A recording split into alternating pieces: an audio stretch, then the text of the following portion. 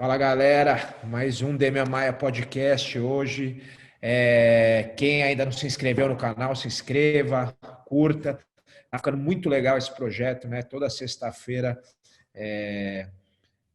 só gente legal, só gente interessante. Hoje, mais um, né? Na verdade, ele é fisioterapeuta e, na verdade, é meu fisioterapeuta pessoal também, fisioterapeuta esportivo também.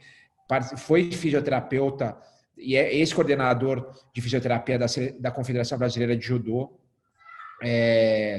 Participou de 2 Jogos Olímpicos como fisioterapeuta, 2012 em Londres e 2016 no Rio. É pós-graduado em Fisiologia do Exercício e Treinamento Resistido pela USP. E, cara, também foi atleta de judô muitos anos e por isso que até eu escolhi como meu fisioterapeuta, porque tem essa experiência. Foi seleção brasileira de judô muitos anos e treino desde criança. Eu lembro dele competir no Mundial de Jiu-Jitsu lá em 1999, que eu também competi como faixa azul. E é o Thiago Takara. Fala, Thiago, como é que você está? Fala, Demian, tudo bem? Pô, primeiramente, obrigado pelo convite. Eu tenho assistido e escutado demais o podcast, cara, e realmente são pessoas divertidas, extremamente interessante, né? Que tem a ver com Aham, o jiu-jitsu ou não. E, cara, eu me divirto demais. E para mim é uma oportunidade gigantesca, assim, poder contribuir de alguma forma, né? aham. Pô, eu fico muito feliz com esse projeto. É um projeto que até a gente conversava lá atrás, né? Que você queria tirar da prancheta, você tinha essa ideia de fazer alguma coisa com a sua formação de jornalista e tudo mais. E, pô, eu vendo as coisas acontecerem, tá muito legal. E para mim é uma satisfação gigantesca, cara, estar aqui contigo. Legal, muito legal. Eu, cara, acabei trazendo muita gente de fora do meio e você, na verdade, cara, se não me engano, é o segundo cara que trabalha mesmo no meio de atleta, né? O primeiro foi o Dr. Felipe Pereira, né, que é meu médico Uhum. também, e agora você é o segundo. Eu, Thiago, eu lembro, sabe de uma coisa, cara, lá em 98, 97, que a gente ia lá, você ia e eu encontrava você também, tinha um pessoal lá do Godoy Macaco, na época também, num forrozinho lá em Pinheiros, né? E você estava sempre lá, você lembra disso? No Cara, Remeleixo, né, de no Pinheiros. Remeleixo, cara, eu lembro muito, porque eu até brincava, que ali era um ponto onde eu conseguia soltar o quadril, que eu deixava o Aham. quadril mais fino para entrar os golpes de judô, do Gil também ficar o quadril mais liso, mas, cara, ali era um momento que eu conseguia dar uma bela esparecida, né? Assim, me divertia porque o dia era muito corrido, assim, tinha 2 ou 3 sessões de treino, faculdade, ia dar aula, aí chegava à noite, cara, era um momento de descontração. E aí, pô, eu chegava lá no Remeleixo, tinha uma galera, e de repente eu vejo um monte de lutador lá, falei, cara, o Demian, pô, inclusive o Leozinho, o Eu Tererê. levei o Leozinho, levei o Tererê, levei o Leandrinho, que hoje em dia é treinador do Daniel Cormier e do pessoal da AKA lá, do Luke Rockroll, da galera toda que tá lá, o Leandrinho, o Leozinho, o Tererê, todo mundo eu levei lá e a gente ia lá direto. E daí eu falei, cara, esses caras estão perdidos aqui, pô, não estou perdido sozinho, né? Então, ali Aham. aquela sensação de, meu, o atleta também precisa extravasar um pouquinho, né? Pelo menos quando Uhum. eu era moleque, não tinha esse profissionalismo tão evidente, me dava uma sensação de tipo, putz, eu estou na tribo certa, não estou Uhum. sozinho, Uhum. né? Não estou perdido É. sozinho, os caras estão perdidos comigo. Então, era muito divertido, cara. Mas a gente acho que era exceção, né? Tinha o Duende, o Soneca também, lá da Guarda Macaco, mas a galera ia mais nas baladas, baladona mesmo, Ah, tá? A gente acho que era pesada. exceção ali, né? E até porque também, cara, dava o quê? 1h30 no máximo, pô. É, Todo mundo pegava e ia embora, porque outro dia tinha toda a rotina de novo, né? eu acho que essa é a balada do atleta, né? Acaba cedo, né? Putz, a gente chegava cedo até, né? Acho que era umas 11, Aham. um pouquinho, cara. Ficava 2 horinhas ali e tal, meu, se divertia, descontraía, pum, ia embora. E eu não aguentava também. Perna cansada, tudo cansado, Aham. mas era muito gostoso, assim, era divertido, cara. Sabe que eu E lembro? Eu lembro que tinha aquela banda, o que fez muito sucesso depois, o Fala Mansa, até o Rogério, amigo meu, amigo do Tato lá, e eles tocavam lá, ninguém conhecia ainda, mas já lotava, né, num eu dia, tava. né? E uma vez já estava até, a gente estava lá e foi um menino com a gente, levou uma molecada lá que veio lá do Rio, lá do Cantagalo, amigo do Tererê, e roubaram o carro desse moleque lá fora. E eu lembro que Acho que estava até o Alain Finfou, que hoje é treinador do Gustafsson, de uma galera lá na Suécia. Mas, enfim. Ô, Thiago, deixa eu te perguntar um negócio. Você, antes de ser físio da seleção de judô, você foi atleta da seleção também, né? Isso. Eu, cara, em 2001, eu participei. Assim, antigamente o processo seletivo para entrar na seleção era um pouco diferente. A gente fazia seletivas internas, muitas Uhum. vezes a seletiva aberta. Eu participei de uma delas em 2001, cara, que se eu não me engano tinha uns 80, 85 atletas na categoria até 60 quilos e eu fiz 15 lutas. Nossa! 15 lutas, cara. Tipo, a gente teve que bater o peso 7h30 da manhã, aí a Aham. competição começava às 9h30, no mesmo dia, né? Por que o judô tem isso, né? Judô, os caras adoram começar cedo, né? Cara, sei lá por quê. Mas assim, naquele dia foi extremamente importante, porque como a seletiva foi aberta, tinha muita gente. Cara, eu comecei lutando, acho que é isso mesmo, 15 para as 10, 10 horas. E minha última luta, cara, se eu não me engano, terminou tipo 9 horas da noite. Uhum. Eu fiquei o dia inteiro no ginásio, cara, e aí os caras faziam uma espécie de pule, que juntavam 4 atletas, desses 4 atletas, todo mundo estava contra todo mundo e saía 2. Eles tiveram que fazer muitas pulls até colocar numa chave. Aí você faz a chave normal, né? Que aí os caras que vão passando em cada luta vão subindo na chave. E ali a gente acabou tirando 2 atletas dessa seletiva. Então, a partir de 2001, eu ingressei à seleção brasileira, que na Uhum. época a gente tinha a seleção que eles chamavam seleção olímpica, que eram 3 atletas por categoria e a gente ia fazendo essas seletivas internas para saber quem era o atleta que ia representar o Brasil nas competições. E o que Essa era muito época. maluco, Pode falar, pode falar. não, o que era muito maluco, cara, que assim, sempre existia um rodízio entre esses 3 atletas e eu ficava sempre no bolo. E aí Uhum. todo ano a gente refazia essa seletiva, saía um, entrava outro e permanecia o trio. Cara, eu sempre ficava entre o trio, só que eu nunca conseguia ser o número 1, eu sempre ficava entre o número 2, cara. Era Uhum. muito louco. Ficava rodando e eu não conseguia ir para essa cabeça. O Mas número aí um seria o que iria competir nas queria Olimpíadas competir isso, das ou no Olimpíadas, Campeonato Mundial. Mundial, Jogos Pan-Americanos, cara, e eu sempre ficava número 2. O que Uhum. era muito louco. Eu focava demais para ganhar do cara que era o número 1. Aí eu Uhum. conseguia ganhar dele, só que, meu, por falta de estratégia, ou mesmo de maturidade emocional, eu desfocava do terceiro, entre aspas. Aí o terceiro Uhum. chegava, ganhava de mim, e aí ganhava do outro. E aí ficava todo mundo meio que fazendo cela em mim, e eu só vendo a banda passar, cara. E eu não conseguia ganhar os caras. Quem que era Quando essa galera? Que época que era? E quem que era a galera que estava na seleção? Só para a gente se localizar no tempo. Quem que estava na tá, seleção nessa época? então, nessa época, a gente está falando do João Derli, que depois Tá. se tornou Foi campeão bicampeão mundial. mundial. Aham. A gente está falando do Fulvio Miata, que foi Sei. terceiro colocado no Mundial também, depois se tornou técnico da seleção. Aí Uhum. o Alexandre Lee, que foi o que representou o Brasil nos Jogos Olímpicos de Atenas. Uhum. E também teve o Denilson Lourenço, que representou em Pequim e, Uhum.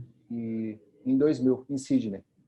Então esses Uhum. caras ficavam passando por mim, cara, eu não conseguia, assim, eu vencia de um e perdia pro outro. E eu ficava sempre no bolo, cara.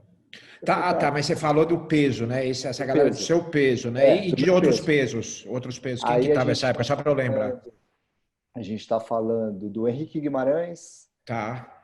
estamos falando do Medalhista Flávio olímpico. Honorato, Também medalhista Carlos olímpico. Honorato, Carlos, é. o Branco Zanol, o Uhum. Leandro Guilheiro, que era mais Uhum. novo, mas também já estava encabeçando. Uhum. Que mais? O Mário Sabino, Tá. Aurélio Miguel, ele estava Tá. na última fase, porque ele foi campeão olímpico em 88, aí ele ganhou Aham. em 96, em 2000 meio que ele estava finalizando. O próprio Daniel Delacqua, cara, forte pra Tá. caramba, Meu que médico tava, também, ortopedista. tava, É. tava ali no bolo. Aham. Cara, Daniel Hernandes, que era o peso Peso pesado. pesado. Aham. Cara, tinha muita gente forte, muita gente boa, Tem vários medalhistas olímpicos aí, você vários falou, medalhistas. né? E assim, Vários. o que era muito bacana nessa época, que a gente treinava assim, todos no Projeto Futuro, aqui no Aham. Ibirapuera. Tá. Então, meu, juntava todo mundo, aí via gente do interior, gente do Brasil todo, para fazer esse treinamento. Cara, o nível era extremamente alto. E aí Você você chegou aí. começa, Fala, Thiago. aí você começava a perceber que, cara, tava todo mundo no mesmo nível, né? Só que quem tinha oportunidade de rodar, assim, fazer competições e treinamentos lá fora, meu, voltava, cara, com uma outra capacidade, vamos dizer assim, principalmente emocional. E eu, como eu sempre batia na trave e não conseguia rodar, cara, puta, fui percebendo que eu fui ficando para trás. Mas você chegou aí para as Olimpíadas? Como Não, reserva e não. tal? Então, eu fui reserva em 2004, né? Assim, Uhum. mas assim, eu não viajei, eu fiquei aqui como stand-by, se acontecesse qualquer coisa, eu estava ali. Ah, o Quem foi? reserva não viaja? Não, Ah, a achei que reserva, não, viajava, não. cara. O que eles fazem muitas vezes é levar a equipe júnior ou alguns atletas que têm possibilidade de disputar próximos Jogos Olímpicos para se ambientar, Sparring. né? Ah, Sparring, tá. sparring, e sparring também. E se adaptar E à se adaptar, situação. exato.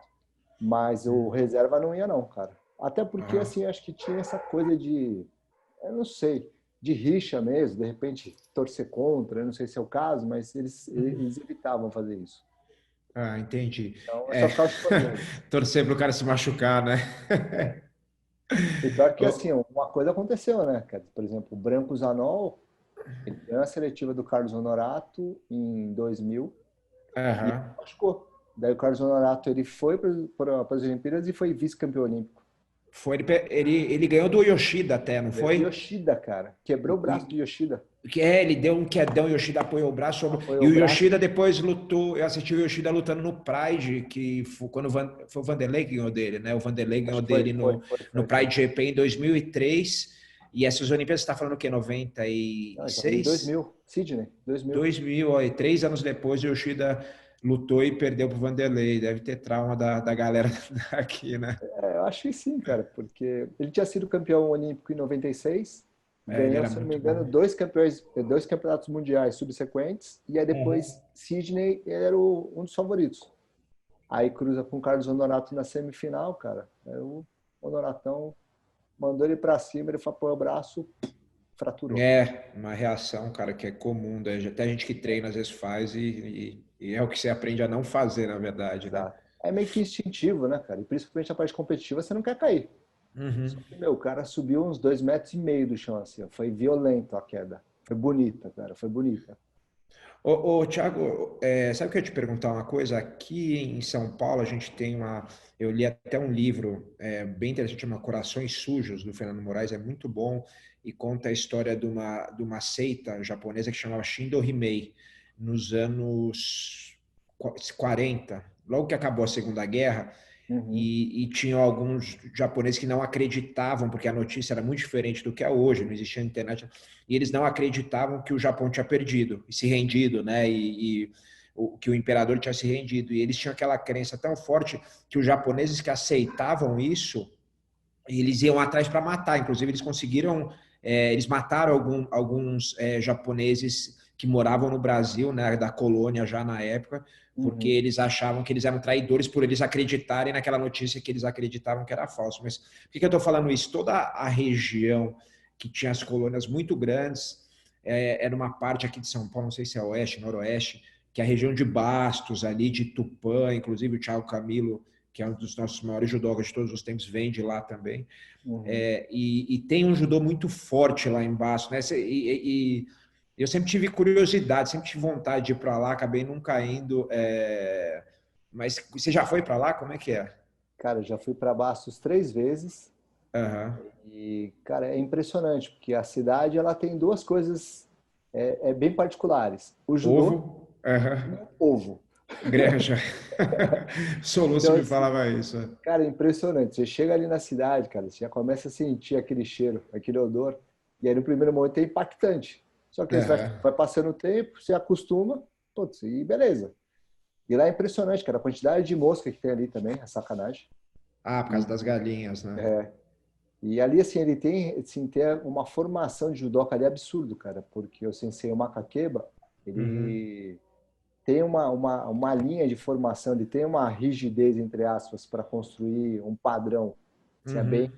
bem tradicional, que os caras fazem muitos exercícios repetitivos, assim, exaustivamente, Uhum. fazem 3 sessões de treino, né? Então, para quem mora lá, e aí tem um encontro que acontece no inverno e no verão que chama Shutgeiku e Kangeiko. né? Esse daí que já me convidaram para ir. Esse aí você fica uma semana, cara, daí são 3 sessões de treino, 3 a 4 sessões de treino, depende de quem tá puxando. E aí você, pô, tem que dormir no tatame, cara, você faz treinamento da madrugada, antes do café da manhã, toma café da manhã, treina novamente, depois você descansa, almoça e depois tem 2 treinos no final da tarde. São Cara, é 4 muito louco. treinos por São dia? 4 treinos por dia às vezes. Que loucura, cara. É. E Ah, assim, aí varia, né? Tem a parte de chão, tem a parte aham, de preparação física, tem a parte do randori e a parte técnica. Então eles vão fazer um mix. Depende de quem está aham, conduzindo o treino. Cara, tá. é engraçado, mas eu sempre fui bunda mole para isso, bicho. Porque os caras falam assim, pô, Pra vamos pro, quê? vamos pro chute gay. Que eu falei, não, bicho, eu vou ficar na boca, eu quero surfar. Eu queria ter Aham. férias. E aí o que aconteceu? 3 anos consecutivos, os meus amigos eles foram, né? Eles participaram do treinamento e tudo mais.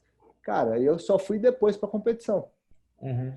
porque tinha uma competição que às vezes acontecia antes ou depois do Kangeiko, do chute Geiko, cara, eu só ia para a competição e eu E vazava. ganhava. Cara, ganhava, Os caras mas estavam as quebrados também, né? também. Mas assim, vivenciado com vários atletas que tiveram a oportunidade de participar, meu, puta, hoje eu me arrependo de não ter ficado, sabe? Porque eu achava, meu, eu não preciso disso. Cara, eu acho que se a gente tem a oportunidade para vivenciar, tem que fazer. Tem que Porque fazer porque eu acho que esse treino, eu não acho ele, é óbvio que não é um treino, eu considero pelo menos correto para próxima competição. Com certeza é um treino para ser feito muito longe da competição, porque ele te acaba, mas ele é um treino mental muito bom. E isso às vezes que as pessoas de fora, às vezes o pessoal que tem essa formação muito só da atividade física, mas não tem a vivência, não percebe que, principalmente no esporte de luta, a parte mental, às vezes o contraproducente físico, ele endurece sua mente, né? E isso total, faz toda a diferença. Às vezes você vê o cara que treina todo errado e vai e ganha, errado que eu digo volume gigantesco e intensidade, intensidade e tal, e você fala, pô, e o cara às vezes ganha, às vezes perde, mas o cara é duríssimo. Esse cara, às vezes, se você dá uma lapidada ali, o cara tem o principal, ele foi treinado mentalmente, né? E acho que isso faz muita diferença no começo, esses treinos longos. Você fala, mas para o corpo ele não é bom. Mas, cara, você ficar uma semana lá, sua cabeça sai outra, né? não, é outra coisa. Não, tanto é que assim, era muito legal porque eu tinha um paralelo dos meus amigos que ficavam Uhum, lá nos treinamentos, aí quando eles voltavam, pô, e eu treinar contra eles, cara, eu percebia o quanto que os caras estavam realmente endurecidos, sabe? Porque uhum. a gente fazia, sei lá, num treino normal, a gente fazia em torno de 12 randores, até 15 randores de 5 minutos. Putz, eu fazia, chegava no meio dos randores e eu começava a cair. E os Aham, caras, meu, assim, mesmo cansados, os caras focados, eu falei, porra, meu, alguma coisa acontece. E o que os senseis gostam de falar é que esses treinamentos longos, cara, é para fortalecer o espírito. Exatamente a questão exatamente. mental, né? E, pô, Uhum. você começa a ficar confortável no desconforto do treino. E aí depois, quando você vai lapidar, é muito mais fácil pegar esses caras, né, criar um padrão técnico, ou de repente fazer blocos de treinamento, ou fazer todo um camp direcionado, mas os caras estão preparados, emocionalmente falando. Em É, contrapartida, cara, eu me enquadro nesse processo. Se eu tivesse que me submeter a todo aquele treinamento e depois começar a destrinchar, cara, provavelmente eu ia arriar no começo. Por uhum, quê? Porque eu estava acostumado a treinar forte, mas assim, não era muito mais daquilo que eu estava acostumado, né? uhum. Então, hoje, assim, até conversando com você, para mim é muito claro que talvez eu não tenha alcançado meus objetivos competitivos porque eu não quis pagar o preço. Às vezes a gente não sabe na hora, né? Mas depois a gente percebe. E o Sensei Makakeba, que é o responsável lá por Bastos, ele é um cara especialista em Neuazá, né? Em luta de É chão bom, também, né? ele é muito bom.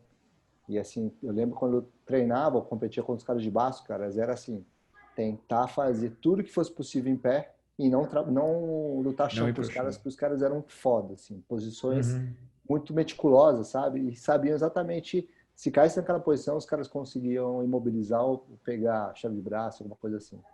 Aham, aham. Era, era, era desafiador, né? Porque aonde eu treinava, a gente não ligava muito para meu asa não, cara, para luta de chão. Era tentar definir em pé e meu sensei falava assim, cara, você tem que ser bom em pé porque o principal é jogar o cara de costas. Você não precisa ganhar no chão. Cara, Então, isso é assim, muito curioso, né, Thiago? Eu acho muito curioso no Brasil, que é o berço do Brazilian Jiu-Jitsu, né? E nossos judocas, cara, me dá uma dó quando eu vejo, tipo, como ela chama a menina que foi lá e tomou a chave de braço da Kayla lá? a Mayra, A Mayra Mayra, aí Aguiar. eu falo, puta, cara, dá uma dó, porque eu falo, a gente tem o melhor jiu-jitsu do mundo, cara, a gente precisa ter essa integração. O Derli foi um cara que fez essa integração, você é um cara que fez essa integração, né? O Flávio Canto nem se Sim. fala, né? O Mas é engraçado. Moacir Mendes, Aham, que também é aham, lá do Rio Grande do Sul, aham. ele conseguiu fazer também uma transição boa. É interessante, porque assim, é cultural, cara. Assim, a grande maioria É das cultural. academias, principalmente os senseis mais tradicionais, eles tinham aquela rigidez que você tinha que se aperfeiçoar, né? Uhum, Você tinha que evoluir com a dificuldade e não fazer o processo de adaptação. uhum. O brasileiro de jiu-jitsu faz muito bem, né? Você vai se adaptando conforme necessidade, conforme até a sua característica, seu biotipo. É uma arte viva, né? Total. E no judô, acho que por conta das regras um pouquinho mais engessadas, eu acho que também deixa os senseis mais engessados para conseguir se adaptar. Uhum, Então, o uhum, Flávio, eu acho que ele foi assim um cara extremamente fora da curva, porque no começo ele tinha um judô mais restrito, mas, uhum. mas o chão dele, cara, era muito, muito, muito bizarro, assim, né? É. E aí o que Inclusive aconteceu? ganhou campeonatos de jiu-jitsu grandes, né? É, e aí o que aconteceu? Os atletas lá de fora começaram a ter medo do chão dele Uhum. e aí começaram a ficar vulneráveis em cima. Daí ele começou a se especializar também nas projeções. Entendi, entendi. Então, É, assim, o o ponto Flávio forte é dele no chão, cara, começou a abrir o jogo abrir dele em pé. espaço. Aham. E a gente começou a perceber que também o inverso poderia ser, né? Você pega o próprio É. Thiago Camilo. Porra, o cara, dependendo de onde ele segura, ele faz o que ele quiser. É uma Muitas vezes técnica impressionante, né? é impressionante, assim. E só que às vezes ele não queria fazer o processo de evolução no chão porque ele sabia que dava conta em pé. Aí chegou uma hora que eu acho que virou a chave, você, porra, eu posso ser mais completo. Aí o cara começou a trabalhar chão também. E ele é Meu, duro, o Thiago, cara, porque eu já fiz cara, um treininho uma vez de meia guarda sem kimono com ele, assim, é e eu falei, sabonete, cara. cara, é só com chave de pé aqui que eu vou conseguir, porque eu não queria dar chave de pé, claro, né? Porque o judoca não. Mas, cara, para levar ele ali na meia guarda, ele te dava ultimato o tempo todo, é chato, cara. Um Porque rodizinho de meia guarda ali. e fica o quadril bem pesado, né? Então, assim, Muito. acho que como ele está acostumado, como a gente está acostumado, na verdade, a ter esse processo de flutuação, na hora que você acha que você vai levar, ele quebra um pouquinho o quadril, vai para outro lado. E aí, como Uhum. você não tem o grip de pano, puta, é muito mais complicado, né? Muito. Você sabe, eu esqueci de falar até antes de falar outro assunto que eu queria falar. Além do Flávio, que é um ícone, né, na parte de chão do judô, o próprio Derli muito bom, mas o Léo Leite, né, cara, que foi campeão mundial de jiu-jitsu algumas vezes e foi muito bom de judô também, né, da seleção também, né? Cara, o Léo era impressionante, assim, que ele tinha uma capacidade física, eu acho que no Gil também. Uma Uhum, das características dele, assim, que levaram ele a conquistar muitas coisas foi exatamente a disposição física, né? O vigor físico. uhum. E, e assim, a parte, acho que estratégica também. É muito Porque, estratégico. porque, putz, ele tinha um jogo muito forte em pé, né? Pensando no Gil. Aí, quando ele Uhum. ia para baixo, cara, às vezes ele fazia 2 pontos, os caras não conseguiam raspar, não conseguiam inverter de Não. jeito nenhum. Sabe o que era legal, Thiago, que eu lembrei? Né? Você sabe que o pai dele, o pai do Léo, Nadinho, ele é muito amigo do Maurição, do pai do Roger Gracie. Tá. Eles cresceram junto, eles treinaram junto na academia do Hollis e tal. E aí era um barato, porque eu vi eles chegando na final algumas vezes e eu do lado. E aí fica os pais junto, porque eles são amigos de, cara, de Aham. moleque, né? O Maurição, que foi um dos melhores alunos do Hollis Gracie, é, que é pai do Roger Gracie, e o Nadinho, o pai do Léo. E, cara, eles estavam do lado o campeonato inteiro. Aí, daqui a pouco, final, Léo Leite e Roger Gracie. Aí, cara, os dois, um do lado do outro, cara, e cada um torcendo pro seu filho, era um barato, porque, cara, você...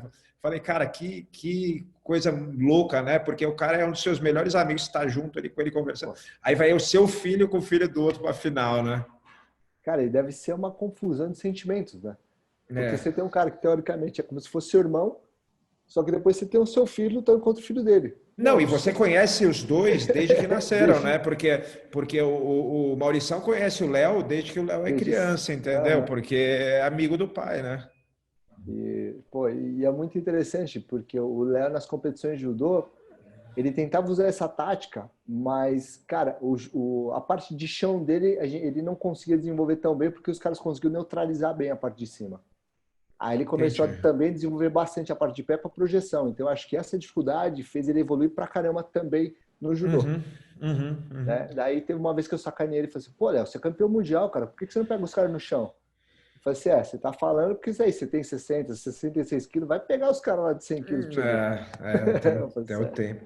Ô, Thiago, e aí, você sabe, a gente estava conversando da sua primeira viagem para o Japão, né, em 2001, e acho que é o sonho de qualquer judoca, acho que, cara, o sonho de muita gente, porque o próprio jiu-jitsu brasileiro tem origem lá no jiu-jitsu japonês, Uhum. e é muito legal, né, aquele país, você vai, uma cultura, é um negócio, pô, eu fui uma vez para lá, adorei, quero voltar. E como é que foi? Você foi para Kodokan, que a Kodokan, para quem não sabe, é o quartel-general do judô que o Jigoro Kano fundou lá, que tipo onde tem é uma universidade do judô no Japão, né? Então eles estão à frente de tudo. Os japoneses ainda são os maiores campeões de judô do mundo, se eu não estou enganado, né, Thiago? Então Sim, sim, sim. é, eles dominam, do mesmo jeito que a gente domina o Brazilian Jiu-Jitsu, o Jiu-Jitsu brasileiro, eles dominam o judô. Você chegou aí para Kodokan, treinou lá, como é que é o treinamento lá? O que você sentiu de diferença? Então, assim, a primeira vez que eu fui para o Japão, cara, foi uma coisa muito mágica, porque realmente eu tinha o sonho de conhecer, Uhum, e só que eu tinha uma experiência antes disso, assim, meio ruim, porque meu pai ele foi para o Japão para trabalhar como decassegue. uhum. E aí ele lá, ele infelizmente ele teve um derrame, cara. Ele Puta. ficou um ano, teve o derrame, aí voltou para o Brasil, né? Então, assim, ele foi com o objetivo de ganhar dinheiro, não ganhou dinheiro, teve que voltar para se tratar. Então, Uhum, quando eu fui para lá, eu tive, na verdade, também uma sensação bem dividida de sentimento, cara, porque da mesma forma que eu fui para lá querendo realizar meu sonho, putz, eu fui para o país que gerou, entre aspas, a doença do meu pai ali, uhum, né? uhum. Só que aí na hora que eu cheguei no Japão, cara, que eu pisei, comecei a ver tudo, todos os ideogramas, tudo direitinho, tudo funcionando, cara, eu falei, meu, que país maluco, mas eu, ao mesmo tempo, falei, cara, realmente acreditar no sonho e perseverar é possível. E aí, o Uhum. primeiro lugar que nós fomos, exatamente quando a gente desceu do aeroporto, tal, pegamos o ônibus que tinha sido fretado para a gente para a competição, a gente ficou num hotel que chama Tokyo Dome. Esse Tokyo Ah, Dome é um hotel, é no ginásio? fica anexo ao ginásio. O Tokyo É o Dome, ginásio que eu assisti lá o Pride, lá que lutou o Vanderlei, o Minotauro, quando eu fui pro isso. Japão. Cara, esse ginásio é animal, né? Assim, É, todos os é. megas eventos que acontecem ali. E aí tem um hotel gigantesco, cara, 5 estrelas, anexo. Uhum, Pô, eu venho de uma família super simples, cara. Eu chego, uhum. vou pro Japão, vou para um hotel 5 estrelas, onde você tem um elevador panorâmico, e daquele elevador panorâmico dava para ver o prédio da Kodokan. É Só que no mesmo? dia que nós chegamos, dá para ver, porque é um prédio assim antigo, só que fica muito perto do Tokyo Eu Dome, passei na frente, a gente passou na frente, os caras, vocês querem parar, cara? A gente tá numa corrida, não ia dar tempo. O Jacaré, o Jacaré, o que luta no UFC hoje em dia, louco pra parar, né? Porque ele é judoca também, faixa judoca também. preta. E a gente falou, cara, depois a gente para. E aqueles negócios de Ah, não depois, vai. não foi mais. E toca é gigante, né? Mas e você tá contando essa história, você foi com a Eu seleção, fui né? com a seleção, eu fui como atleta da seleção. Fui Tá, eu, o Leandro Guilheiro e o Henrique Guimarães, que a gente tá. tinha vencido as seletivas. E aí surgiram 3 convites para a gente participar desse evento, que era o All Japan Internacional. Uhum, É um uhum, campeonato que hoje faz parte do circuito mundial, né, que é o Grand Slam de Tóquio atualmente. A gente participou e aí eu vi a Kodokan no elevador, só que, cara, tá frio pra caramba, assim, tá, se não me engano, tá tipo 2 ou 3 graus. Aí uhum. eu, o Henrique e o Leandro, nós chegamos para competir, cada um na sua respectiva categoria. Só que, cara, eu cheguei quase 5 quilos acima da minha. O Henrique também Caraca. chegou 5 ou 6 acima da categoria dele. E o Leandro não, chegou certinho, porque não tinha problema de peso. Cara, Vocês chegaram quantos dias antes? a gente chegou 4 dias antes. Nossa, o fuso ainda de 12 horas, Não, né, cara? aí a gente se entreolhou, e aí, o que a gente vai fazer? Eu falei, o Henrique falou assim, meu, vamos subir de peso. Eu falei, tô fechado. Se você subir pro 7,3, eu luto no 66 e o Leandro vai pro 8,1. Só que o Leandro tá mais leve que o Henrique, porque o Leandro Uhum. não tinha problema. Uhum. Daí eu falei assim, vamos fazer o seguinte, cara, vamos dar uma chinelada, vamos dar uma corridinha aqui dentro do hotel mesmo, que não dá para correr fora. Vamos correr dentro Uhum. do próprio hotel. Aham. Vamos ver o que dá. Cara, por sorte, a gente estava com uma baita retenção hídrica, que aí numa primeira Com certeza, corrida, do voo, né? primeira corrida, assim, tanto para mim quanto para o Henrique, a gente perdeu tipo 1,5 kg. Mas, cara, Uhum. 1,5 kg é uma mata, né, meu? Se a gente faz mais umas Uhum. quatro corridinhas, a gente bate o peso tranquilo. Só que É, era mas só depois começa a retenção, ficar né? mais difícil. O começo é sempre fácil, né? Depois Cara, falta meio quilo que não vai mais. não, e a gente fez assim, se eu não me engano, umas 12 séries de 45 minutos nesses 4 dias até a pesagem. Cara, chegava uma Aham. não aguentava mais correr, não podia comer. E o Leandrinho, pô, na boa, não tinha problema de peso, ele comendo e tal, cara. E ele, puta, sempre foi muito parceiro. Ele não comia na frente da gente, cara. Ele comia Uhum. afastado, alguma coisa assim. E aí o Henrique, cara, cheio de blusa, de plástico, caceta, e correndo, correndo, correndo, correndo. O que aconteceu? A gente ficou o tempo todo dentro do hotel, até a hora da competição. Cara, e a vontade de conhecer a Kodokan, pergunta se a gente conseguiu conhecer dessa primeira vez, cara. Eu não conhecia a Kodokan na primeira vez que eu fui ao Ah, Japão. vocês não foram? Só a distância. Puta que. Eu não fui. Ah. Aí, por sorte, no ano seguinte eu voltei para o Japão. Aí sim, a gente foi para Kodokan, daí treinei na Kodokan. E, cara, é muito interessante, porque assim, você vê o prédio da Kodokan, são vários tatames, assim, são, se não me engano, 7 andares, que cada andar tem 2 tatames anexos. Tem um Uhum. corredorzão e tem 2 tatames Paralelos. paralelos. E, se eu não me engano, são 2 ou 3 áreas, dependendo do andar. E lá em cima tem um dojo gigantesco, cara, onde acontecem os principais treinamentos. E, meu, a atmosfera é incrível. Eu não sei se é uma viagem minha por eu ser judoca, né? Mas, Uhum. assim, é impressionante assim, o quanto que toca, cara. Você entrar no berço do judô, né? Com toda a história, com toda a tradição. Cara, é uma coisa do tipo, meu, tô realizando um sonho, né? Tô conseguindo dar sequência ao legado, assim, de todos os judocas que treinaram, praticaram e trouxeram isso pro Brasil. É uma sensação única. E Uhum. já fui para o Japão, acho que umas 8 vezes. Cara, Uhum. todos os anos que eu vou para o Japão, pelo menos que a gente está em Tóquio, eu dou uma passadinha no Kodokan, porque é uma sensação diferente, cara. Por mais que a gente esteja familiarizado, conheça o local, mas é diferente. E eu Ô, trabalhando com físio ainda. essa Kodokan é a mesma Kodokan que o Jigoro Kano fundou a primeira ou não? Então, ela representa, mas não é no mesmo local. Tá, No mesmo local. entendi. Eles fizeram como se fosse um museu da Kodokan, Aham. daí estruturar tudo direitinho, mas não é no mesmo local. Você sabe que o Max Trombini, que até você já treinou com ele, também é um Sim, amigo sim, meu, sim. faixa preta aqui de São Paulo, e o filho dele, o Enzo, né, resolveu ir para Bastos novo, com 8, 9 anos de idade, ficar lá, um moleque, é uma dedicação bizarra, e ele quis ir para Kodokan, e o Max deixou ele lá agora, sei lá, com 11 anos, ele ficou no Japão sozinho lá, e muito legal, né, e o Max foi para lá, quando ele ficou no comecinho, depois voltou, e falou que, cara, ele ficou impressionado assim com sutilezas de métodos de treinamento diferentes, mas não é à toa que os caras estão no topo do mundo, né? Então, são coisas assim que dá muita vontade, né, de saber como é. Acho que para um judoca mais ainda, né? Não sei se você chegou a ver isso. Sim, eu tive a oportunidade de algumas vezes que eu fui para o Japão, assim, conhecer universidades diferentes e até high schools diferentes. E Uhum, assim, é impressionante como cada local, cada região, eles querem demonstrar que a forma de treinamento, a filosofia é melhor do que a outra. Então, uhum, assim, existe esse conflito do tipo, qual escola que é melhor ou qual escola que é mais eficiente, sim. Aí depois, quando uhum, entra na seleção, aí tem a miscigenação, né? uhum, Mas até a universidade, assim, é muito interessante, que tem uma competição de estilos. Mesmo o judô tendo todas as regras e tudo mais, tem estilos, cara. Você vê, assim, que determinados atletas que saem da Kokushikan, de uhum, Ten, de Nitai Dai, cada um tem a sua característica diferente. Sim, é uhum. característica da própria universidade. Então, você, Golpes cara, específicos, golpes tal. específicos, movimentações específicas, e aí depois, quando eles vão para a seleção, aí acontece a miscigenação e aí acontece a coisa mais interessante, cara. Hoje o Inoue que é o head coach da seleção japonesa, ele, Desculpa, Thiago, a seleção treina na Kodokan? não. Às vezes, sim. Tá, Às vezes treina na tá. Kodokan. Mas muitas vezes eles fazem um encontro de treinamento em universidades diferentes, ou mesmo em treinamentos espalhados pelo Japão, eles vão se reunindo, né? Mas cada atleta ele treina Uhum, na sua própria universidade ou de repente na empresa que ele representa.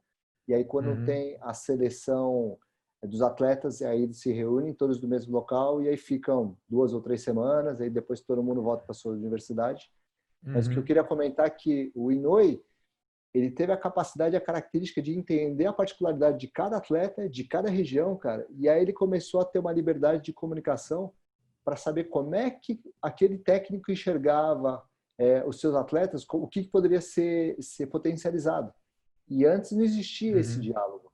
Então, assim, o Inoue entrando na seleção, cara, ele deu uma reviravolta. E aí o Japão voltou a ser de novo é, é, É a extremamente maior forte, potência. maior potência, mas ele estava perdendo, cara. Ele estava perdendo porque, assim, Uhum, outras escolas, uhum. com Tá. adaptações, com muito estudo, meu, estavam fazendo diferença. Então, o Japão teve que se reinventar nesse processo todo. Ô, Thiago, e você acabou não indo como atleta, mas aí, andando um pouquinho para frente no tempo, você foi como fisioterapeuta da seleção em 2012, em Londres, e 2016 no Rio, né? Foi. E, cara, foi uma experiência incrível. Assim, foram experiências incríveis, assim, por 2 motivos. Quando eu fui para Londres, foi a minha primeira Olimpíadas como físio. Cara, eu tinha uma sensação que eu queria estar naquela Olimpíada como atleta. Era a transição ainda, Era né? uma transição, tava um sentimento muito bagunçado. E assim, eu fiquei treinando muito com o Felipe Kitadai, né? Sei. Porque ele foi da minha categoria. E aí, durante uns treinamentos lá na Inglaterra Você já, sabe, ô, Thiago, que eu encontrei o Felipe um dia num negócio da Globo lá, do Galvão Bueno, que ele fez lá, e vários atletas, eu fui convidado. E ele falou, pô, eu fico tentando pegar as costas igual você faz, mas é difícil pra caramba, parece fácil, mas é difícil. aí, Eu falei, não, mas no judô é diferente, tem o tempo ali, os caras não te deixam desenvolver, né? não, e é isso mesmo. E, cara, o Felipe Kitadai, ele é muito, mas muito dedicado. E aí, Aham. assim, uma das minhas especialidades quando eu competi era exatamente o Morotei Inagi. Uhum. E aí eu fiquei treinando com o Felipe e tal, cara, chega na luta, que ele vai disputar o bronze com o italiano forte pra caramba, ele chega e consegue encaixar o golpe que a gente estava treinando. Uhum. Meu, aquilo me deu uma sensação, sabe, de pertencimento e ao mesmo tempo, cara, que animal, é poder ajudar de alguma forma e parece que aquilo ele conseguiu separar o sentimento de atleta para profissional. Então, a partir da Uhum. medalha do Felipe que está daí, depois a sequência com os outros atletas, cara, eu comecei realmente a me ver como fisioterapeuta e aí, assim, realmente sendo importante no processo de construção de saúde deles, de recuperação de lesão. E aí, ali foi a mudança de chave, de fato, de tipo, cara, estou participando dos Jogos Olímpicos com a sua representatividade, mas eu não sou atleta, eu sou fisioterapeuta. Então, isso para mim, assim, deu um estalo animal. E acho Depois que te chegou. tirou sua frustração também de você poder ajudar ele a ser medalhista, né? Nossa, tirou demais, cara. Eu fiquei muito feliz porque, pô, o Felipe Kitadai é um cara extremamente esforçado, humilde demais. É E aí você viu verdade. que realmente o cara, ele tirou leite de pedra, cara. Ele tava no dia Uhum. dele e, meu, ali ele se superou sei lá quantas vezes. Aí depois a Uhum. gente teve a Sara, campeã olímpica, que também, meu, foi Verdade. animal. A Mari É. Aguiar também ganhou medalha. A Uhum. Rafaela foi desclassificada, pegando num golpe que, a princípio, tinha acabado de ser adaptado, ela não podia pegar na perna Ah, ela pegou japonesa. na perna e acabou de. E aí teve até aquela polêmica da galera xingar ela, né? Esse tipo de coisa. Isso. Depois ela voltou e foi campeã, que foi muito Depois, legal, né? A volta por depois cima. ela Parece voltou. uma coisa de filme, né? Pô, total. E aí o Rafael Silva também foi medalhista, cara. Então foi uma galera assim que, nesse processo de cuidar deles nos camps ou mesmo nas preparações do campeonato, pô, todo mundo se machucou demais. Então eu estava muito presente na dinâmica deles e Uhum. queria ajudá-los de qualquer forma, mas eu estava meio bagunçado. Sabe? Uhum. Pô, quero ser atleta, quero ser físio, mas eu sou físio, mas eu tenho o meu lado atleta que quer dar um empurrãozinho. Com a medalha do Kitadai, cara, puta, dali parece que ele, sabe, separou. E ali, Uhum. meu, só foi torcida para todo mundo e realmente assim sabendo o quanto que eu tinha contribuído. Então, essa sensação de pertencimento pela medalha dos meninos, cara, meu, é indescritível. E aí depois no Rio já estava muito mais esclarecido. Daí no Rio, meu, foi isso mesmo. A redenção da Rafaela. E por curiosidade, cara, na final, ela fez um golpe que parecia que ela tinha pego na perna da adversária. Só que, cara, a Rafa é muito inteligente. Ela segurou na manga ou na gola da menina, não soltou, só pegou o antebraço. Aí Verdade, foi vai. tipo um kataguruma, né? Foi tipo um kataguruma, mas só no braço, Só né? no braço, assim. Se ela tivesse soltado e segurado na perna, teria sido desclassificado de novo. Só que, meu, a bichinha conseguiu dar a volta por cima. Então, assim, Jogos Olímpicos, para mim, ficou marcado como realmente uma realização, como fisioterapeuta. E, assim, hoje eu consigo perceber claramente que ainda bem que eu não fui como atleta, porque senão eu não poderia ter vivenciado da forma que eu vivenciei, sabe? Essa forma genuína de chegar e realmente querer o melhor para o atleta, e não só para mim. Então, acho que para mim foi um processo de aprendizado e de maturidade, assim, gigantesca, cara. E fora de ver, assim, né? Uma galera de outras modalidades, assim, ídolos de tudo quanto é... Deve ser demais. É uma experiência... Esse ano que eu falei, eu vou para assistir as Olimpíadas do... Que eu no Rio eu lutei na época que teve as Olimpíadas do Rio, eu queria muito ir lá assistir, mas eu tinha luta bem na época, em 2016, e aí eu falei, cara, do Japão eu vou. Aí, um Você cara vai ano que sortudo, vem. né? Você Foi vai até ano que bom, vem. né? Bom, enfim. Thiago, você me contou também de uma outra viagem para o Japão. Vocês fizeram uma escala em Nova York lá, com 30 Pô, atletas da seleção, a galera no, sei lá, qual JFK, Newark, sei lá onde vocês estavam. até ficar. E você saiu para ir no banheiro e aí você passou, estava andando e passou naquela área, não, se sair daqui não pode voltar mais. E aí os caras lá, né, Estados Unidos não tem jeito, cara. Não Passou tem ali, como. o cara não deixa de jeito nenhum você voltar, né? O protocolo é muito, muito rígido, né? E aí, como é que Cara, foi? cara, foi bizarro. Primeiro que eu tava com a mochila pesada pra caramba, que eu tava com alguns materiais de fisioterapia, tava com um computador, na época eu tinha um bitelão, um Mac, mas assim, aquele bem grossão, cara, minha mala tava muito pesada. Daí eu falei, pô, vou no banheiro rapidinho ali, né, daqui a pouco a gente vai embarcar. Aí eu deixei com os atletas, sabe, meu, segura aí a mala e eu vou lá. Aí eu cheguei e chamei o técnico, falei, pô, vem comigo, né? Ele, também quero ir, vamos atrás de um banheiro. Cara, tinha um banheiro muito perto, coisa de 10 metros de onde a gente estava esperando o voo, só que estava abarrotado e assim, estava nojento, cara, nojento. Ele fala, pô, japonês, vamos ficar aqui não, vamos para outro, vamos procurar outro. Eu falei, não, beleza. Bom. E aí, cara, começou a bater uma certa afliçãozinha, dor de barriga, né? Falei, meu, realmente eu preciso procurar um banheiro melhor. Cara, fomos descendo escada, vira corredor, desce escada, e de repente a gente vê um banheiro, uma sinalização de banheiro, cara, não tinha ninguém. Só que os dois espertos não perceberam que tinha realmente uma faixa amarela ali no chão, cara. A gente passou. Aí nós fomos no banheiro, beleza, pô, tô aliviadão. Na hora de voltar, cara, tinha só uma mulherzinha, uma guarda, sentadinha numa banqueta. Na hora que a gente foi passar, ela só esticou o braço, assim.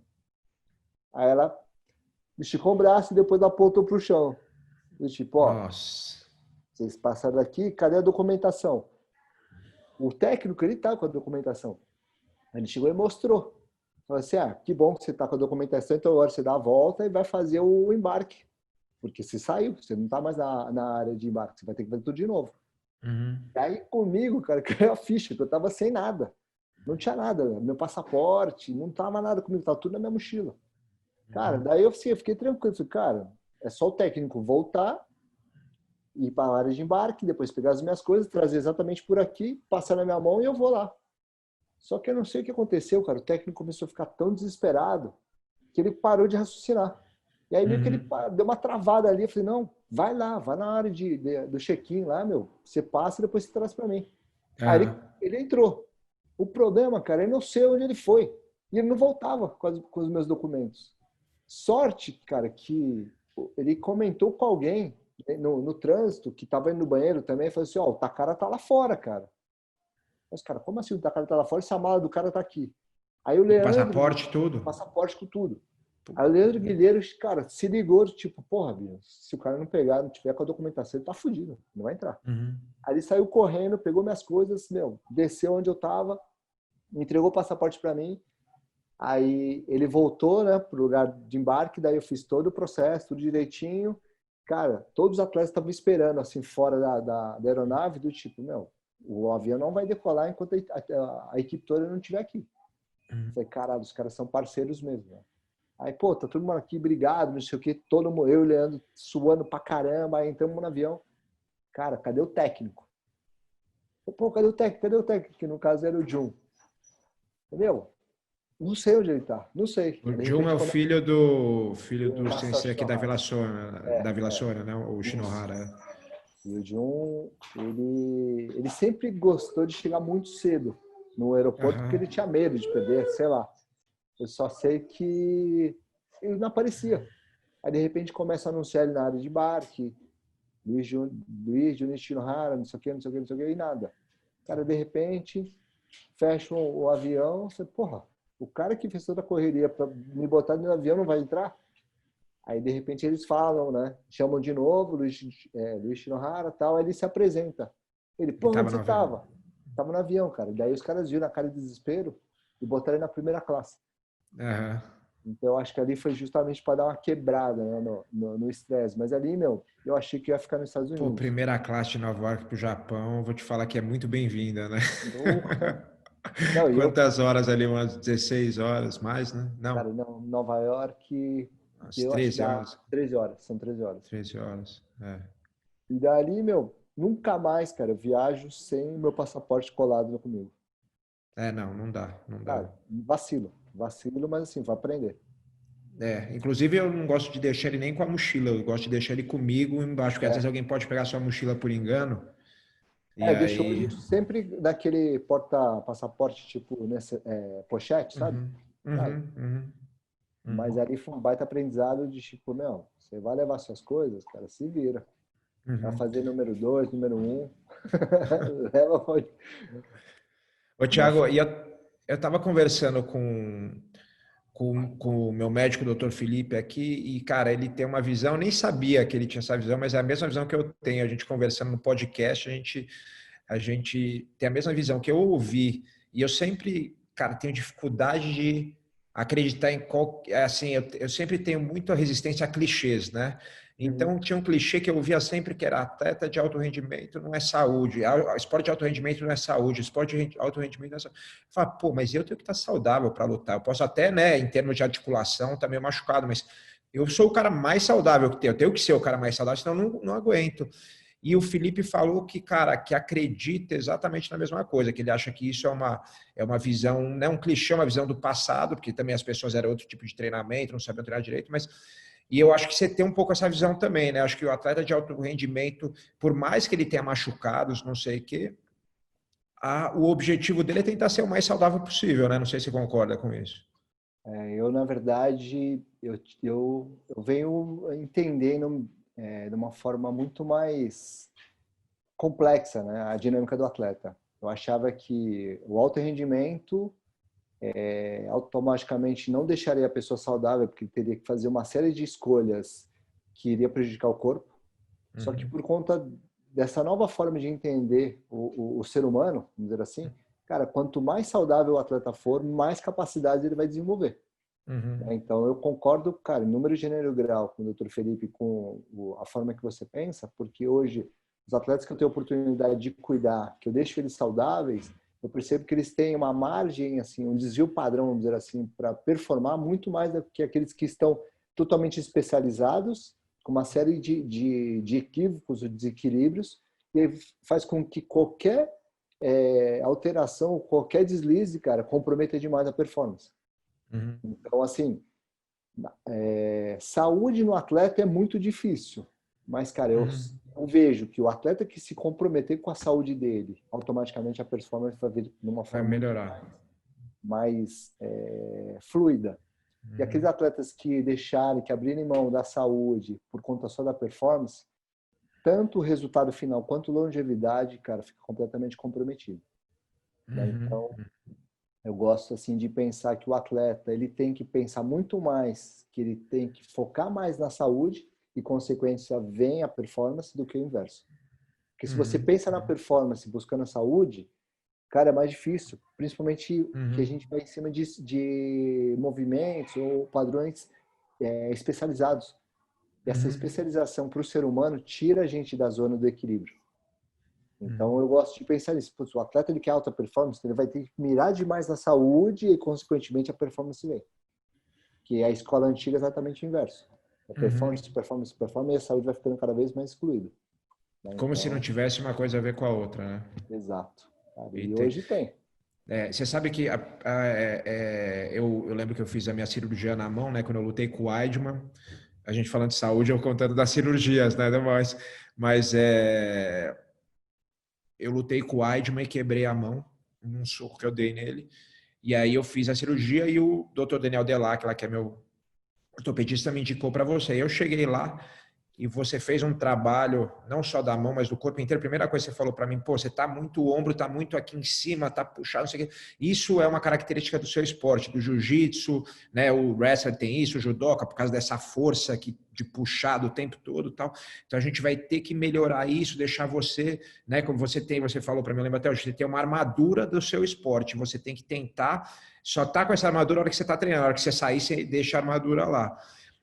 Isso marcou bastante. E aí você fez um método lá comigo que você... Cara, eu saí, parecia que eu tinha sido atropelado por um caminhão, né? Mas eu me senti muito bem e foi muito impressionante. E conta como é que foi aí, que é esse método, como é que você trabalha e o que você veio evoluir depois disso. Tá. Então, assim, quando eu tive a oportunidade de te ver pela primeira vez, cara, foi interessante, porque antes de você vir tratar a mão comigo, acho que eu tinha Uhum, te visto até numa graduação do Max, ou alguma coisa que o Max uhum. estava presente, cara, Lá na que me Companhia chamou a atenção que Atlética. fazia muitos anos que eu não te via. É, Me chamou muita desde a época atenção. do forró. Me chamou muita atenção, assim, que eu via você andando, parecia um robô, sabe? Uhum.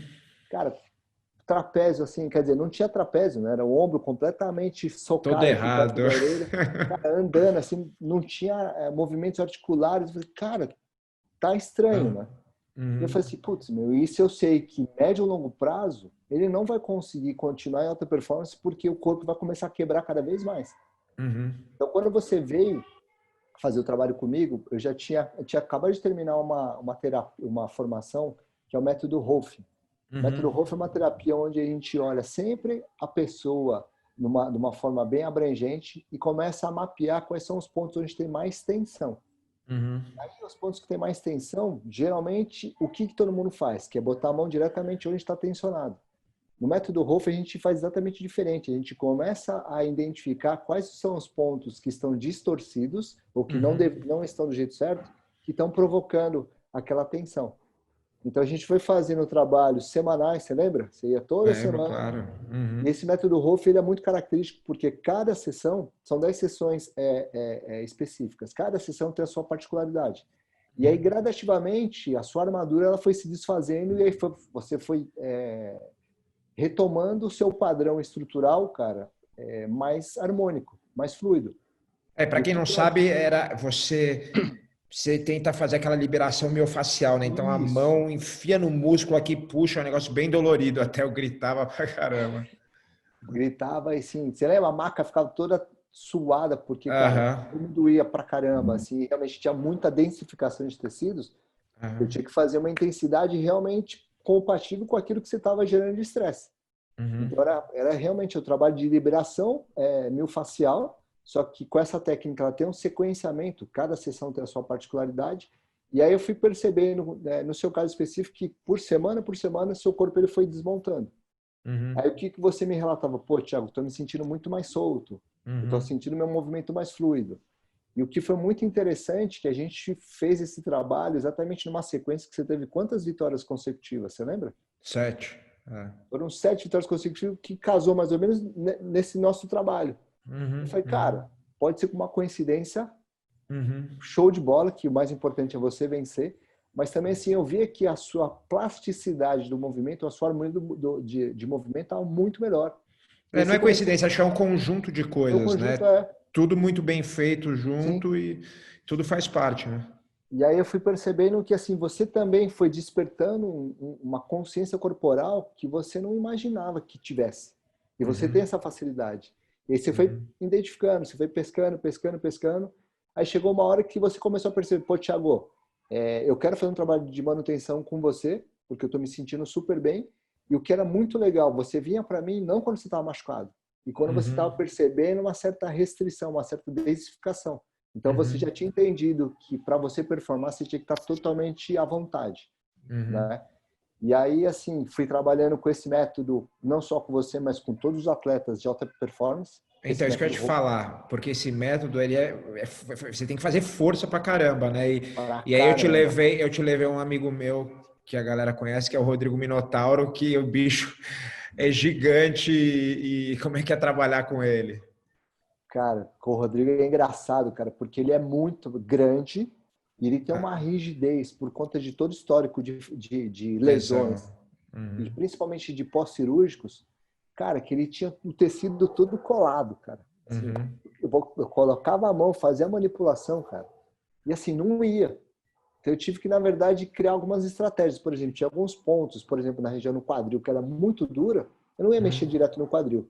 Eu mexia primeiro aqui na região lateral das costas, depois eu mexia na lateral da perna, depois na região abdominal. Então eu tive que criar umas estratégias para ir soltando o tecido dele, aí depois quando eu mexia a mão no quadril, eu falei, pô, doutor, é aí mesmo que tá ruim.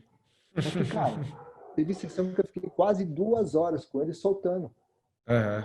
Mas assim, a sensação depois que ele tinha e a minha percepção do tipo, cara, eu consegui fazer diferença na vida desse cara, assim, é impressionante, assim. Vale É, muito a pena. Mas, vale. O bicho, difícil é fazer ele ir, né? difícil ele ir. E ele, assim, é um cara parecido, pensando em estrutura física, com o Baby, o Rafael Silva. Com o Rafael Silva, que é das pesos 170 pesadas da quilos. seleção também, né? 170 quilos. E o Nossa. Baby trabalha comigo desde 2010. E Já aí, estava cara, acostumado, então. mais ou menos, cara, porque trabalhar com esses caras é mais ou menos equivalente a 3 ou 4 pacientes normais, assim, uma estrutura normal. Aham. E aí, assim, eu acho que por tanto sofrimento, cara, assim, de exposição, de fazer tanta força, eu comecei a pensar diferente. Falei, pô, meu, como é que eu faço para estimular o organismo, me economizando e tentando despertar Uhum. uma coisa mais inteligente?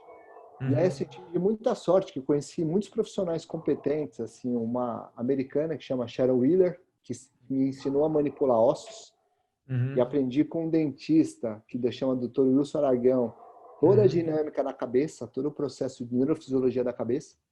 E aí eu fui montando um quebra-cabeça do tipo, cara, se o que comanda todo o nosso corpo é a cabeça, será Uhum. que se eu não fizer uma intervenção diretamente na cabeça, eu não vou interferir no resto do corpo? E aí eu comecei a estudar demais, cara, muito isso, cabeça, cabeça, cabeça, sistema nervoso central, cérebro, encéfalo. E aí deu um estalo tipo, cara, é aí que eu vou começar a trabalhar. E Aham. aí de novembro de 2018 para cá, cara, eu só tenho desenvolvido esse trabalho. E é muito maluco, porque os resultados para as pessoas que têm menos problemas crônicos, por exemplo, como atleta, o resultado Uhum. é muito rápido. Uhum. Tipo, 1, 2 sessões, cara, muda demais a percepção do corpo. Para É o método atleta, Canolo, né? é o método Canolu, Canolo, Canolu. Canolu. Canolu. Esse nome é seu, essa criação? Cara, essa criação, esse nome é meu. Assim, eu criei, que como eu Aham. desenvolvi essa forma de pensar, eu falei, cara, eu tenho que dar nome para o meu filho, né? O que quer dizer? Significa simplesmente cabeça no Aham. lugar. Se a pessoa Aham. tiver a cabeça no lugar, cara, tudo vai funcionar do jeito certo. Aham. E a partir daí eu comecei a trabalhar muito com isso. Comecei a trabalhar muito com isso, muito com isso, muito com isso. Aí o que eu identifiquei? E até tive bons feedbacks, inclusive o seu, que atleta que tem muito trauma corporal, ele tem dificuldade de reconhecer esse trabalho. Uhum. Porém, eu consigo visualizar que o trabalho ele foi bem feito, porque a harmonia do movimento das pessoas com que eu faço o trabalho fica muito mais fluida, fica muito mais Uhum. eficiente. Então, por exemplo, contigo que a gente fez acho que 3 ou 4 sessões só do Canolu nesse Uhum. meu período, né? O resto foi Uhum. sempre corporal, que você tinha alguma questão de Uhum. identificação. Uhum. Mas uma coisa que me chamou bastante atenção foi a sua penúltima luta, cara. Você Uhum. tava com Com o Ben Askren. Que era uma luta super dura, assim, né? Então, cara, você teve uma habilidade para conduzir o processo assim com uma fluidez. Eu falei, cara, o bicho ele tá sentindo o movimento, ele não tá nem pensando. Eu falei, bicho, o Demian tá com Carnolu, ele tá estruturado, ele tá com essa conscientização muito mais refinada. Eu falei, meu, que fantástico. E eu comecei a perceber que todas as pessoas com que eu trabalho com esse método desenvolvem uma expertise corporal e um senso de habilidade motora, cara, que com as outras formas que o método Hofer não conseguia. E Canolu parece um nome japonês, né, Thiago? Já me Parece, falaram, eu já achei que era alguma coisa. já me falaram polinésio, havaiano, Honolulu, Aham, Canolu. aham. E aí eu comecei a trabalhar com isso, meu, putz, e graças a Deus eu já atendi mais de 1.600 pessoas fazendo só esse trabalho. Caramba. É muita gente, porque geralmente quem faz a sessão comigo, cara, tem uma percepção tão positiva logo na primeira, que sai assim realmente encantada, querendo indicar pessoas que ele conhece que têm problemas parecidos ou não, para passar comigo. Então se tornou uma coisa assim realmente de descobertas e de reconhecer que esse trabalho pode ajudar muitas pessoas, não só atletas, né? Atletas também, mas muitas pessoas que têm problemas crônicos, pessoas que sofrem de ansiedade, síndrome do pânico, qualidade de sono ruim, até compulsividade também, por conta só desse processo de ajuste da De cabeça, harmonização, né? de harmonização. É muito maluco, cara, assim. É divertido, porque você vê um filho seu começando a ajudar as pessoas de uma forma tão genuína, cara, meu, é fantástico, assim, é muito legal, é divertido. Com certeza. Ô, Thiago, aí, deixa eu te falar, para o pessoal aí que quiser te encontrar, o pessoal que quiser ir atrás de você, quiser conhecer, como é que faz? Deixa aí uma rede social, alguma coisa. Cara, pode ser pelo Instagram, que é Dr. Takara Físio, né? Aham. Dr. Takara Físio no Instagram, é Thiago.takara no Facebook. E, bom, acho que esses dois já me encontra fácil, cara. Tá. E aí, assim, Bom, atualmente, cara, eu estou realmente dedicado a fazer as pessoas ficarem com a cabeça no lugar. precisa, cada vez mais no mundo que a gente está vivendo, eu acho que talvez seja a habilidade mais importante. Você vai ficar milionário com isso aí, porque tem que deixar. Pessoal, Thiago, muito obrigado, foi muito legal adoro trazer galera ligada ao meu meio também. Acabo, né, saindo um pouco disso, mas é sempre bom conversar com alguém que tem história em comum, que tem uma vivência muito parecida. E acho legal também, mesmo para quem ouve podcast, assim, tem muita gente que está ouvindo que não tem nada a ver com luta, né? Por eu trazer muita gente de outros meios, eu acho que é uma forma de começar a ser introduzido nesse meio, né, no meio de atletas, no meio de luta, e entender um pouquinho mais, que eu acho que é interessante para todo mundo. E, pô, sua participação foi muito, muito legal por causa disso.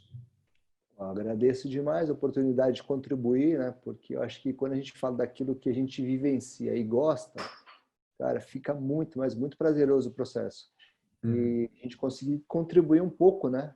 Assim, até mesmo quebrar alguns paradigmas em relação a lutas, em relação até filosofia que a gente tem no meio das lutas que precisa para doutrinar, para disciplinar. Eu acho que é legal, principalmente ver o resultado, né, cara, do que a gente se propõe a fazer durante muito tempo na luta, e depois, quando a gente começa a fazer alguma outra coisa que não está relacionada à luta, a luta nos dá muito suporte para a gente fazer com bastante tranquilidade. Porque a gente vivenciou muita coisa na prática, né, cara? A gente sofreu na pele, então é mais fácil lidar com essas questões. E para fazer lá as manipulações que você fazia, só sendo lutador mesmo, porque não é para qualquer um, não, né? Cara, hoje eu vejo a diferença, porque eu tenho alguns colegas que são muito bons profissionais, só que os caras não conseguem trabalhar 30% do que eu e outros ex-atletas Ah, não fazem, cara, aguenta. porque a intensidade de trabalho é muito grande. Não É aguenta. incrível, assim, faz toda a diferença. É como se fosse um condicionamento físico focado para Específico. fazer, específico para fazer o que a gente faz hoje. Mas é Galera, bom. obrigado, Thiago, valeu. Não esqueçam de se inscrever no canal, de curtir. Pô, como eu falei, eu estou gostando muito de fazer as entrevistas do podcast. Vocês também podem ver, não só no YouTube, mas em todos os aplicativos de podcast. Eu mesmo sou um cara que gosta de ouvir mais do que ver, mas Quem quiser assistir também, sempre tem clipes durante a semana das partes mais interessantes no YouTube. E é isso aí. Até semana que vem. Valeu! Valeu!